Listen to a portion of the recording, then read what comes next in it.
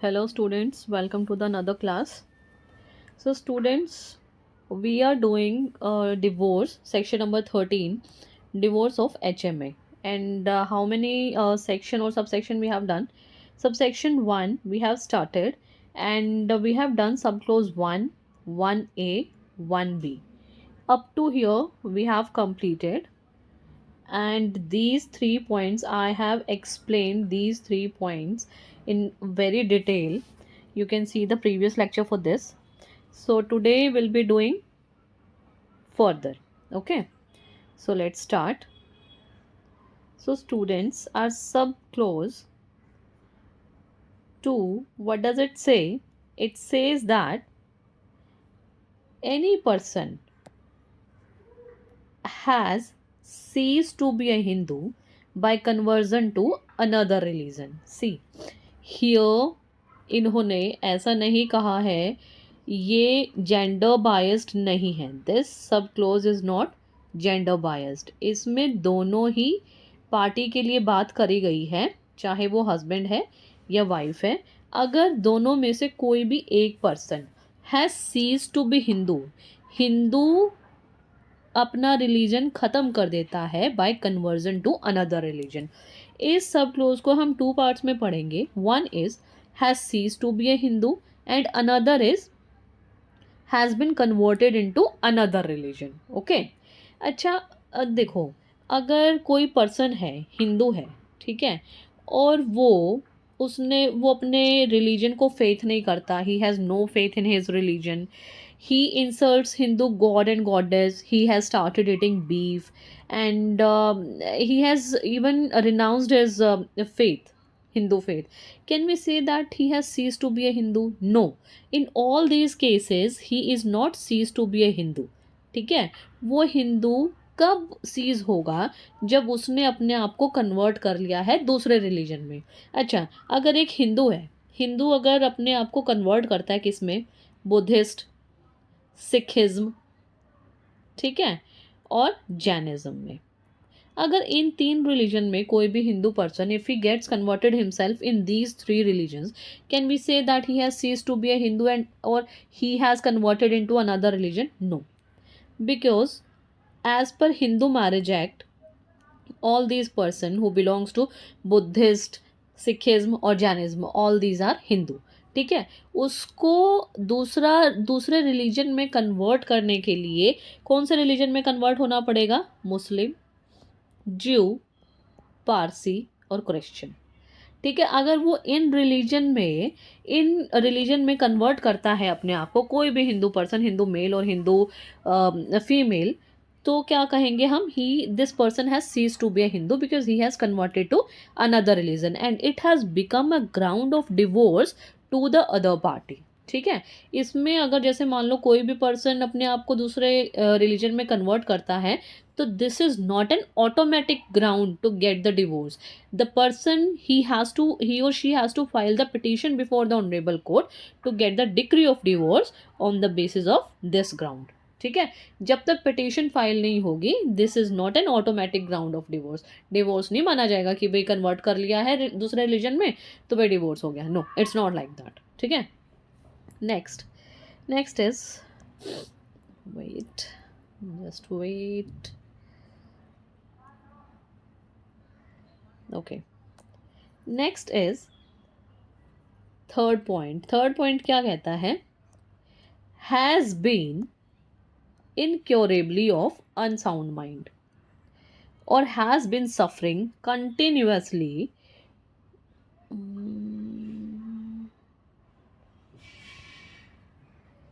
has been incurably of unsound mind or has been suffering continuously or intermittently from mental disorder of such a kind and to such an extent that the petitioner cannot reasonably be expected to live with the respondent. इसमें क्या बोलता है ये कि भाई अगर कोई एक पर्सन इंसेन है, ठीक है, वो ऐसी मेंटल डिसेबिलिटी से या फिर ऐसे मेंटल डिसऑर्डर से सफ़र कर रहा है कि कोई भी रीजनेबल पर्सन उसके साथ रह नहीं सकता है. ठीक है, तो इस ग्राउंड पे क्या मिल जाएगा, डिवोर्स मिल जाएगा। Again the person has to file the petition before the honourable court to get the divorce on the basis of this ground. ठीक है, अब इसमें एक केस है आपका अलका वर्सेस अभिनाश। अलका वर्सेस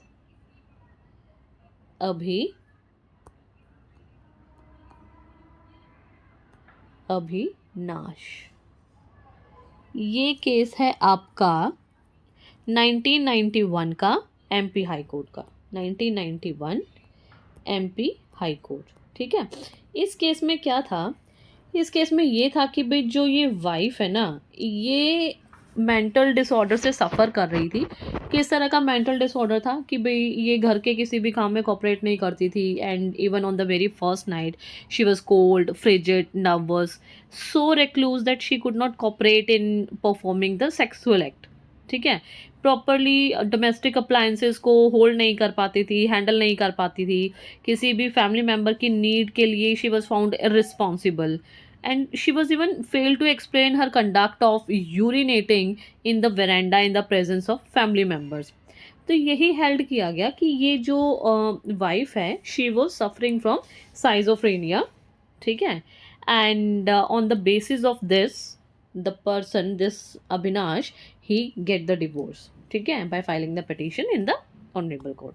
अब देखो एक्सप्लेनेशन क्या कहता है, एक्सप्लेनेशन कह रहा है कि जो इसमें मेंटल डिसऑर्डर दिया हुआ है ना, ये किस तरह का मेंटल डिसऑर्डर होना चाहिए। यहाँ दिया हुआ है ना मेंटल डिसऑर्डर, तो कैसा mental disorder, it means mental illness, arrested or incomplete development of mind, psychopathic disorder, or any other disorder or disability of mind and includes साइजोफ्रेनिया। साइजोफ्रेनिया पे मैंने आपको केस बता दिया है।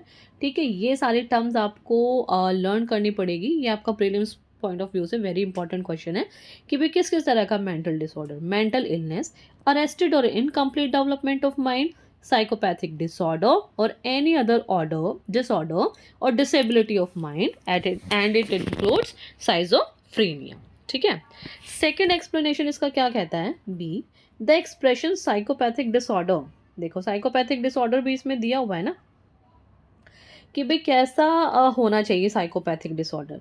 इस क्लोज में हमने किया ना साइकोपैथिक डिसऑर्डर, तो इसका मीनिंग क्या है, it means a persistent disorder or disability of mind, whether or not including subnormality of intelligence, which results in abnormally aggressive or seriously irresponsible conduct on the part of other party, and whether or not it requires or is susceptible to medical treatment. ये explanation है, ये explanation तब काम आती है जब आपको जो टर्म्स आपके सेक्शन में या सब क्लॉज में या क्लॉज में सब सेक्शन में गिवन है, तो ये आपको करनी चाहिए। इससे आपका क्या है, आपका जो भी वर्ड है उसकी एक्सप्लेनेशन क्लियर होती है।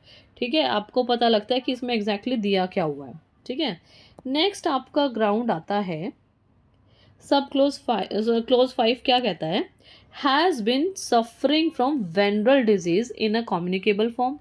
अगर किसी भी कोई भी पार्टी ऐसी वेनरल डिजीज से सफ़र कर रही है जिसका जो कि कम्युनिकेबल है, ठीक है, आप इसका ट्रीटमेंट भी नहीं पॉसिबल है और कम्युनिकेट हो जाती है, तो कम्युनिकेबल डिजीज़ अगर किसी पार्टी को है तो another party has the right to file a petition to get the decree of divorce.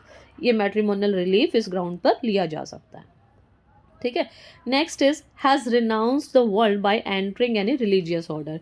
अगर कोई भी पार्टी अपनी होम लाइफ को छोड़ के किसी रिलीजियस ऑर्डर में एंटर कर जाता है, ठीक है, और वर्ल्ड को रिनाउंस कर दिया, मतलब फैमिली से कोई कम्युनिकेशन नहीं है, बिल्कुल कट हो गया है, सन्यासी आश्रम में उसने जो है अपने आप को इंडल्ज कर लिया है। ठीक है, तो उस केस में क्या है, दूसरा पर्सन मैट्रिमोनियल रिलीफ ले सकता है, किसका, इसका डिवोर्स का। ठीक है, इसमें क्या होता है, जब सन्यासी आश्रम में, सन्यासी स्टेट में आप कह लो या आश्रम बोल लो, तो उसमें क्या होता है, सन्यास आश्रम ही है, उसमें एंटर करने से पहले जब कोई भी पर्सन ऐसे उसमें एंटर करता है तो उससे पहले ना उसको अपनी ही कुछ ऐसी क्या बोलेंगे रिक्वायरमेंट्स होती है जो उसे फुलफिल करना पड़ता है कि उसे अपने ही फ्यूनरल रेट्स को जो है करना पड़ता है fulfil before entering into this आश्रम, संन्यास आश्रम। ठीक है, जब भी वो वर्ल्ड को रिनाउंस कर रहा है और ऐसे किसी रिलीजियस ऑर्डर में एंटर कर रहा है जहाँ पर जाने के बाद उसका किसी भी सोसाइटी से या फिर अपनी फैमिली से कोई भी टच नहीं रहेगा, तो वहाँ पर उसकी सिविल डेथ को जो है प्रज्यूम कर लिया जाता है। तो ये ग्राउंड होगा किस चीज़ का, डिवोर्स का। Next is has not been heard sorry has not been heard of as being alive for a period of 7 years, of 7 years or more by those persons who would naturally have heard of it had that party been alive। इसमें क्या है, अगर कोई person 7 years या उससे ज़्यादा तक उसका यही नहीं पता है कि वो कहाँ है, किसी ने उससे बात नहीं करी, उसकी जो फैमिली मेम्बर्स है जिनसे वो डेली मिलता था, या फिर कोई और पर्सन या कोई ऐसा फ्रेंड जिनसे वो डेली मिलता था, नहीं उन्होंने भी देखा है, उस पर्सन का बिल्कुल भी किसी भी तरह से कोई टच नहीं है कहीं। स्टूडेंट्स वो प्रीवियस वीडियो जो है वो पोज हो गई थी, इसको थोड़ा सा दोबारा से बताती हूँ मैं आपको। मैं बता रही थी कि भाई कोई भी पर्सन अगर जो है वो जनरली, मतलब फैमिली में पता होता है कि भाई हमारा कोई भी पर्सन जब घर से बाहर जाता है तो क्या होता है, किसी भी कितने भी पीरियड ऑफ टाइम के लिए गया है, अगर उसका अपनी फैमिली के साथ कम्युनिकेशन है तो उसको अलाइव माना जाएगा। ठीक है, बट ऐसा कोई पर्सन है जो कि 7 years या उससे ज़्यादा से घर से बाहर है और उसका फैमिली के साथ कोई भी कम्युनिकेशन नहीं है, कोई भी टच नहीं है, ऐसे लोगों के साथ जो उससे डेली मिलते थे, या फिर ऐसा कोई फ्रेंड सर्कल जिसके साथ वो मतलब डेली ही मिलता था, उन्होंने भी उससे ना तो बात करी है ना ही उसे सुना है, तो ऐसे केस में क्या मान लिया जाएगा कि वो पर्सन इज़ डेड। अगर 7 years या उससे ज़्यादा तक उसका बिल्कुल भी पता नहीं लग पाता है कि वो कहाँ पर है वो पर्सन, तो क्या कहेंगे हम, कोई जो भी पार्टी दूसरी पार्टी है वो कोर्ट में जाके उसकी सिविल डेथ डिक्लेयर करा सकती है, एंड सिविल डेथ डिक्लेयर कराने के बाद that becomes civil death declare ही हो जाएगी, तब तो डिवोर्स की ज़रूरत है नहीं, तब तो ऑटोमेटिकली वो मैरिज वहीं ख़त्म हो जाएगी जब पार्टी डेड हो जाएगी तो। ठीक है, बट ये ग्राउंड है किसका, डिवोर्स लेने का, अगर 7 years या ज़्यादा से ज़्यादा वो पर्सन नहीं आया है घर पे और नहीं किसी पर्सन ने उसको देखा है, ना ही उसके बारे में कहीं सुना है, तो he is presume to be dead. और उस ग्राउंड पे, उस बेसिस पर क्या मिल सकता है, डिवोर्स मिल सकता है। ठीक है, अब देखो ये एक्सप्लेनेशन जो है यहाँ पर ये डिजर्शन से रिलेटेड है। डिजर्शन का मैंने आपको बहुत ही अच्छे से एक्सप्लेन करके वाइट बोर्ड पे समझाया हुआ है, आप प्रीवियस वीडियो चेक कर सकते हो, बट जैसे कि स्क्रीन पे विजिबल है तो हम पढ़ ही लेते हैं। देखो डिजर्शन का मीनिंग क्या होगा, desertion of the petitioner, petitioner को डिजर्ट कर दिया है किसने, बाय द रेस्पोंडेंट, यानी कि अगर हस्बैंड पिटिशनर है तो वाइफ ने, वाइफ पिटिशनर है तो हस्बैंड में। ठीक है, to the marriage without any reasonable cause, कोई रीजनेबल कोज नहीं था उसके पास, कोई कंसेंट नहीं थी, against the wish of such party, भाई वो पार्टी चाह भी नहीं रही थी कि आप उसे डिजर्ट करो, फिर भी आप उसे डिजर्ट कर आए हैं। And includes the wilful neglect, ये मैंने बहुत ही अच्छे से आपको पॉइंट बाय पॉइंट समझाया है, आप प्रीवियस लेक्चर देखेंगे तो आपकी सारी टर्म्स क्लियर हो जाएगी वहाँ से। ठीक है, of the petitioner by the other party to the marriage and its grammatical variation and cognate expression shall be construed accordingly। ठीक है, नेक्स्ट आता है इसका सबसेक्शन 1A। सबसेक्शन 1A क्या कहता है, ये भी मैं आपको करवा चुकी हूँ बट फिर भी एक बार दोबारा से कर लेते हैं। Either party to a marriage, husband और wife, whether solemnized before or after the commencement of this act, doesn't matter when the marriage was solemnized, maybe before or after the commencement of this act, may also present a petition for dissolution of marriage by a decree of divorce। कौन कौन से दो ground, these are very important। Subclause 1, there has been no resumption of cohabitation, cohabitation नहीं हुआ है between the parties to a marriage for a period of 1 year, at least for a period of 1 year or upwards, after the passing of a decree of judicial separation। Husband and wife के बीच में dispute था, उन्होंने क्या है, judicial separation की decree ले ली। Judicial separation की decree लेने के बाद अगर उनका relation 1 year, minimum is 1 year या फिर उससे ज़्यादा के बाद भी नहीं रिज्यूम हुआ है, ठीक है, उनके बीच में उनका कॉन्टैक्ट ही ख़त्म हो गया जुडिशियल सेपरेशन लेने के बाद, और यूनाइट नहीं किया है दोनों पार्टी ने, तो क्या होगा, वो भी एक ग्राउंड होगा किस चीज़ का, डिवोर्स का। Next is there has been no restitution of conjugal rights.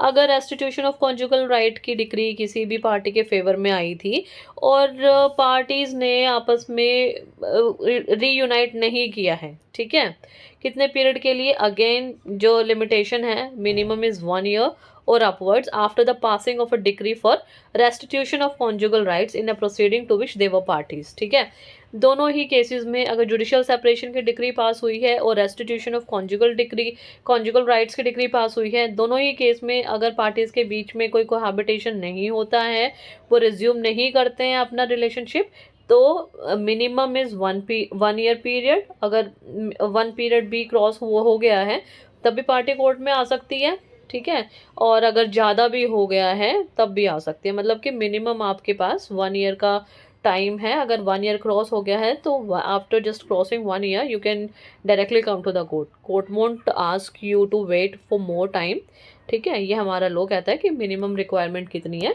1 year की है सिर्फ, ठीक है। नेक्स्ट आता है हमारा सब section 2 which is about grounds दिए हुए हैं ये।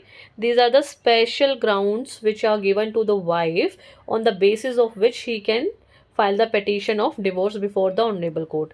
जो हमने सब सेक्शन 1 में किए हैं वो तो ग्राउंड्स अवेलेबल है ही वाइफ को, वो दोनों के लिए, हस्बैंड प्लस वाइफ दोनों के लिए ही है, बट ये एडिशनल ग्राउंड वाइफ को दिए हुए हैं।